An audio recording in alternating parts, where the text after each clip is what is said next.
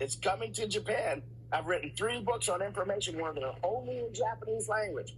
And I've written those, over the last 10 years to try to wake up Japan. This is going to come to Japan. I'm telling you.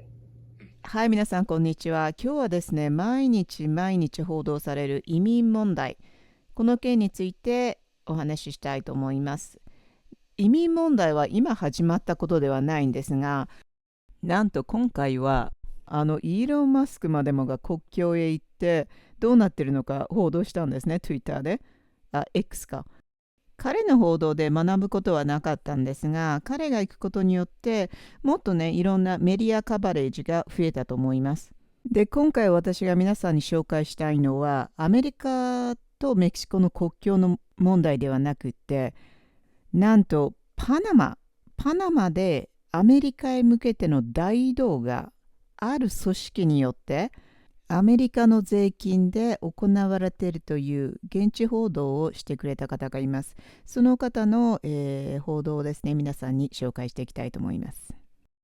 Days, we've seen a record number of illegal migrants pouring across the border into the United States as well as into Europe. Mayors declaring states of emergency in Texas. We're seeing states of emergency basically being declared in parts of Europe as well. Entire towns being inundated with illegal migrants.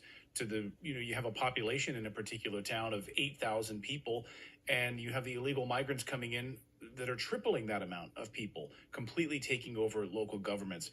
Journalist Michael Yan is back in Panama. He's been in the jungles near the Darien Gap, watching as thousands of illegal migrants have been pouring into that area on their way up into the United States. And Michael joins us now. Michael, last night, I know you tweeted out video, drone footage, it looked like, of buses just in the middle of the night, just trucking as many people as possible towards the United States, right?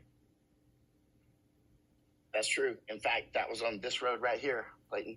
Down this road about 200 or 300 yards, I guess about 250, is San Vicente Camp. This is the camp that Mayorkas came down to, Secretary of Homeland Security. He landed in a helicopter right over here. There's a little airstrip. He came in his security vehicles down this road. I waited for him, and he went in that camp. この人のことを話しています。この人がヘリコプターに乗って現地に到着したという情報です。We have more than doubled the size of that camp. So the video that you saw from last night, the drone footage, is most of the Chinese stay in this camp, by the way. So most of the Chinese don't go to the big slum camp, you might call it, where there's a lot more people in Lajas Blancas. This is San Vicente here. But the Chinese have more money and they come here. A lot of them have been staying in this hotel, Tenose. But now they seem to realize Tenose is dangerous. People come here and interview them, get information from them. So I haven't seen anybody stay here in the last 10 days or so. Can you describe like the numbers that you're seeing right now, Michael? Because we're seeing states of emergency being declared in Texas, and we're seeing trains of people now. Footage is emerging, of course, of people on trains. How many are you seeing a massive influx where you are in Panama? As predicted, the Panamanian government said last month, 82,000 last month. This month, that number surely will be higher. So that's 82. I'm going to show you a key intersection up here. 82,000 last month. Holy smokes. Many of them came on this road right here and from that camp. But this intersection I'm going to show you is a key intersection. This is where I'll guarantee you next year there'll be 1 million people across this intersection right here to the United States from 140 countries. This is the intersection of San Vicente Camp and Highway 1. This is Highway 1. This goes to the United States. This is the Pan Am Highway, the Pan American Highway. That way is the United States. That way is Colombia. But it ends at a town called Yavitsa. So there's another huge camp down there called Lajas Blancas. It's a massive camp. And I spend a lot of time at Lajas Blancas. Those buses come right here down this road, and they'll often meet right here and go in convoys up to the United States. So this is it. This is your key intersection where everybody going to the United States from Darien Gap, almost everybody, say 99%, will cross this line to the United States. That's it.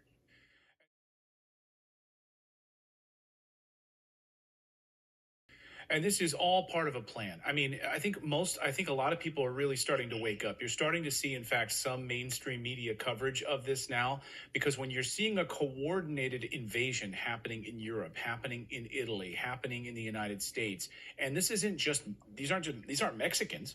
I mean, they're coming from all over. We're seeing, Haiti to Brazil, Nigeria, the flood of Chinese. These are not Mexicans, right? I mean, these are people coming from all over the world, and it appears to be entirely coordinated. Oh, hugely coordinated. The United States, I want to say it again. Mayorkas came right here to this camp, San Vicente. We built this camp. The United States built this camp. The United States is expanding this camp. There's another camp out in the jungle now. We just call it New Camp. We were just out there the other day. A bunch of Imbra Indians, let's say for argument's sake, 120 of them, were with their machetes cutting it down. So this new camp, there's so many people coming through now that they're actually starting a new camp. Everything is much more efficient. 実はこの件に関しては別のジャーナリストも報道していて、アフリカの方から飛行機に乗ってコロンビアに来るそうです。そしてコロンビアの方からアメリカ合衆国に向けて移動しているそうです。In the past, even just months ago, there goes Red Cross, the human smugglers themselves. Anyway, Red Cross, I used to think they were good guys. They're clearly not. So the Red Cross is, And so this camp, they used to line up, the buses used to line up right here, right? And they would all line up. Now they just burst through.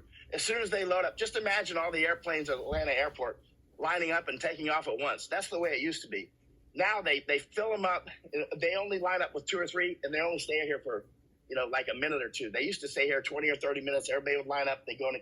They're making it more efficient.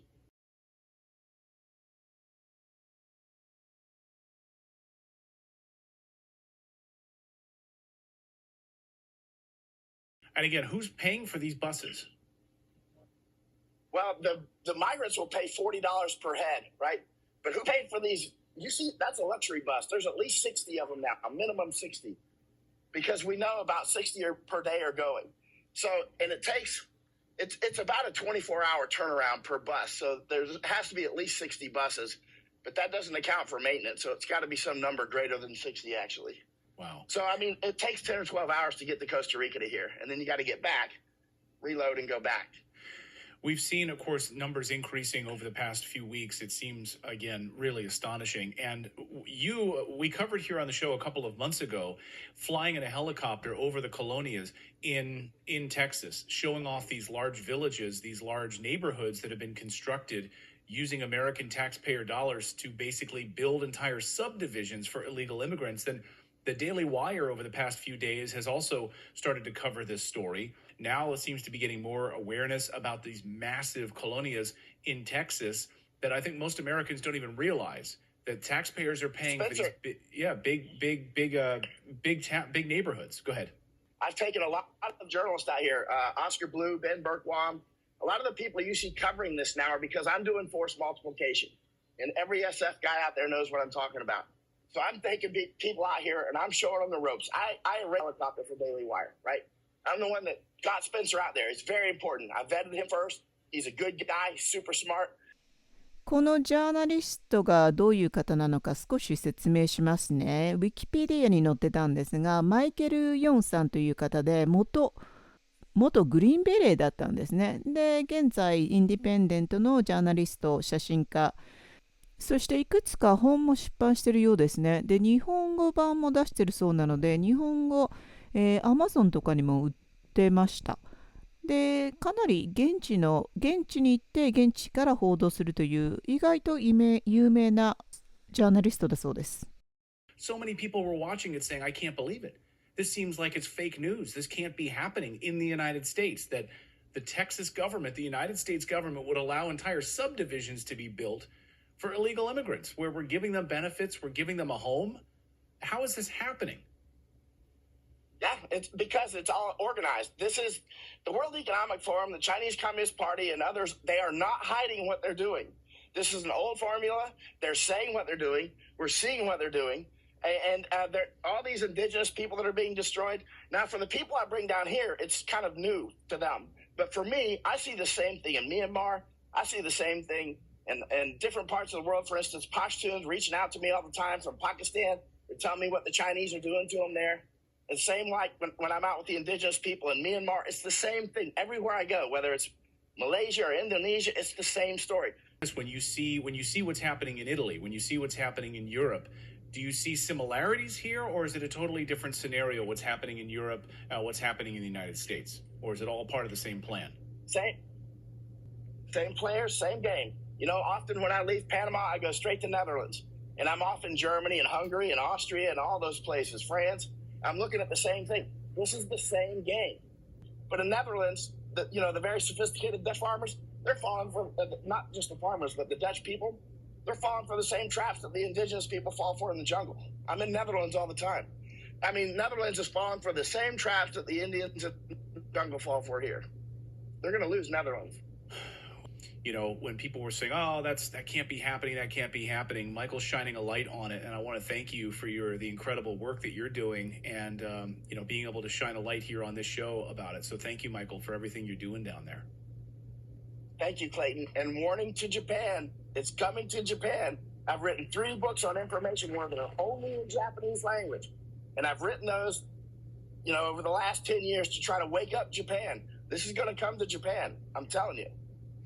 Well, with the population decline, this is exactly what the United Nations has been warning about with migration, with moving migrants into areas of massive population decline and the birth gap. And of course, Japan is leading the world right now in a population decline and a birth gap. So, we'll keep our eye on Japan. ということらしいです。皆さんどう思われますか？